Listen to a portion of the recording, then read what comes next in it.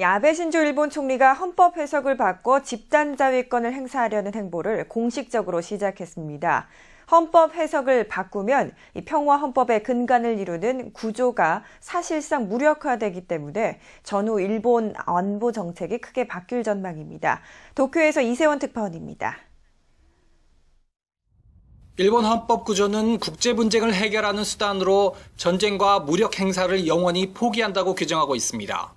침략 전쟁을 일으킨 것에 대한 반성을 담아 70년 가까이 지켜온 조항인데 아베 내각이 이를 사실상 무력화하는 첫걸음을 내딛었습니다.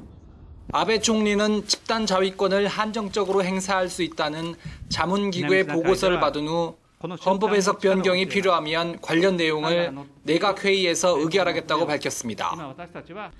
そして人々の幸せを願って作られた日本国憲法がこうした事態にあって国民の命を守る責任を放棄せよと言っているとは私にはどうしても 중국의 해양 진출 확대와 군사력 증강, 그리고 북한의 핵과 미사일 위협 증대 등 안보 환경의 변화가 그 이유로 거론됐습니다.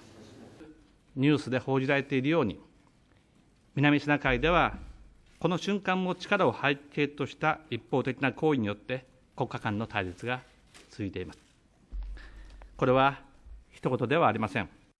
유사시 미군 함선에 대한 호위나 미국으로 향하는 탄도미사일 요격 등이 집단 자위권의 사례로 제시됐습니다. 여기에는 일본 주변에서 의심 선박을 강제로 수색하는 구상도 포함됩니다. 아베 총리의 이런 방침에 대한 반발도 만만치 않습니다. 今は与党内の声しか聞かないというふうな姿勢を安倍さんは示してますけど、そうじゃなくてこれはもう日本に住む人々の問題ですから、やっぱり国民の声を聞くべき。 헌법 해석 변경에 반대하는 시민 등 2천여 명은 국회의사당 인근에서 집단 자위권 구상에 항의하는 시위를 벌였습니다. 연립 야당인 공명당과 시민사회가 아베 총리의 우경 안보 정책에 제동을 걸 수 있을지 주목됩니다. 도쿄에서 연합뉴스 이세원입니다. 이처럼 일본이 집단 자위권을 공식화함에 따라 동북아 안보 지형이 출렁이고 있습니다. 정부는 면밀히 주시하면서 대응해 나갈 것이라고 밝혔지만 구체적인 대응 방침은 내놓지 않았습니다. 보도에 문관영 기자입니다. 정부는 일본의 집단 자위권 행사 추진이 한반도 안보에 미칠 영향에 촉각을 세우고 있습니다. 한반도 안보 및 우리 국익에 영향을 미치게 되는 사항은 우리의 요청 또는 동의가 없는 한 결코 용인될 수 없다는 것을 재차 분명히 하고자 한다. 과거사로부터 기인하는 주변국의 의구심과 우려를 일본이 불식시켜 나가야 한다는 겁니다. 정부는 아베 총리가 제시한 집단 자위권 기본 방향 등이 우리 정부의 입장과 크게 다르지 않다고 보고 일본 내 논의가 구체적으로 진전되는 상황을 보면서 대응한다는 방침입니다. 하지만 일본이 집단 자위권 행사를 명분으로 한반도에 직간접적으로 개입할 가능성은 열려 있습니다. 아사히 신문은 집단 자위권 행사가 필요한 상황을 예시한 사례집에 한반도 유사시와 관련된 내용이 포함된다고 보도했습니다. 한반도 유사시 한국에서 피난하는 일본인 등 민간인을 수송하는 미국 항공기와 선박을 자위대가 호위하는 상황이 포함된다는 것입니다. 공해상 미국의 함선 방어와 일본 민간 선박이 항행하는 외국 해협에서의 기뢰 제거, 미국으로 향하는 탄도미사일 요격 등도 예로 들었습니다. 전시 작전권을 미국이 갖고 있기 때문에 유사시 미국의 동맹국인 일본이 자연스럽게 한반도 문제에 개입할 수도 있습니다. 무엇보다도 중국이 유례없는 행동이라며 반발해 동북아 긴장 수위가 고조될 것으로 전망됩니다. 영토 분쟁과 방공 식별구역 선포 등으로 악화된 중일 관계가 집단 자위권 문제까지 현실화하면서 한반도 안보에도 악영향을 미치고 있습니다. 뉴스와이 문관영입니다. 아베 신조 일본 총리가 집단 자위권 행사를 위해서 헌법 해석을 변경하겠다고 밝힌 데 대해서 미국은 사실상 지지 입장을 표명했습니다.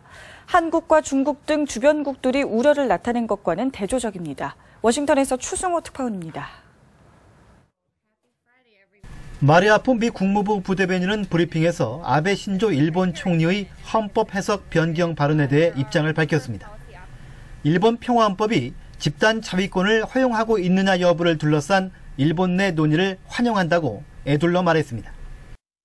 찬반 입장을 내지는 않았지만 헌법 해석 변경 논의 자체를 환영함으로써 사실상 지지 입장을 밝힌 것이라 다름이 없다는 분석입니다. 한국과 중국 등 주변국의 민감한 반응을 고려해 표현 수위를 조절한 것으로 보입니다. 하프 부대변인은 일본이 집단 자위권 등 안보 정책을 투명하고 공개적으로 논의하고 있다고 평가했습니다.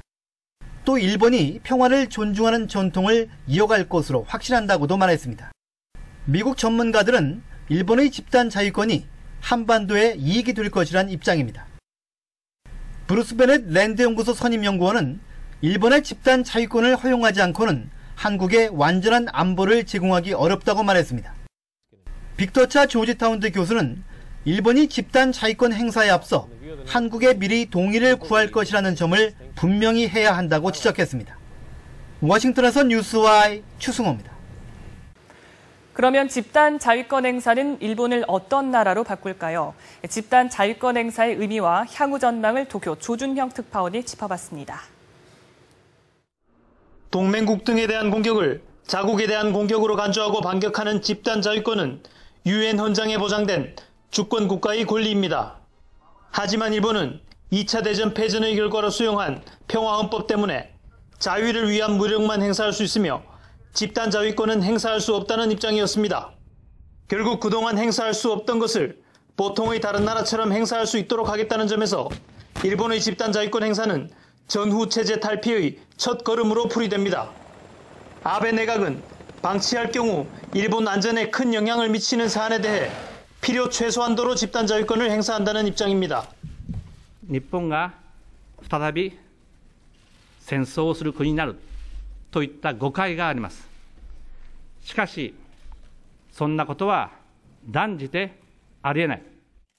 하지만 이론적으로는 미국과 함께라면 지구 어디서든 싸울 수 있게 됩니다. 전쟁할 권리와 군대 보유를 부정하는 헌법 구조가 무력해진다는 지적이 나옵니다. 이런 집단 자위권은 일본을 포함한 지역 안보에 양날의 칼이 될 것으로 보입니다. 일본이 집단 자위권을 행사하게 되고 그에 맞춰 미일 방위협력 지침을 개정할 경우 미일 동맹의抑止力은 강화될 것으로 예상됩니다. 하지만 한일 그리고 중일 관계가 극도로 악화한 현 상황에서 일본의 집단 자위권 행사 용의는 동북아 갈등을 더욱 심각하게 만들 수 있다는 지적이 나옵니다. 특히 미일 동맹의 결속력이 강해지는 데 대해 중국이 군사적 대국 굴기를 가속화하는 것으로 맞대응하면 동북아 긴장의 파고는 더욱 높아질 전망입니다. 도쿄에서 연합뉴스 조준영입니다.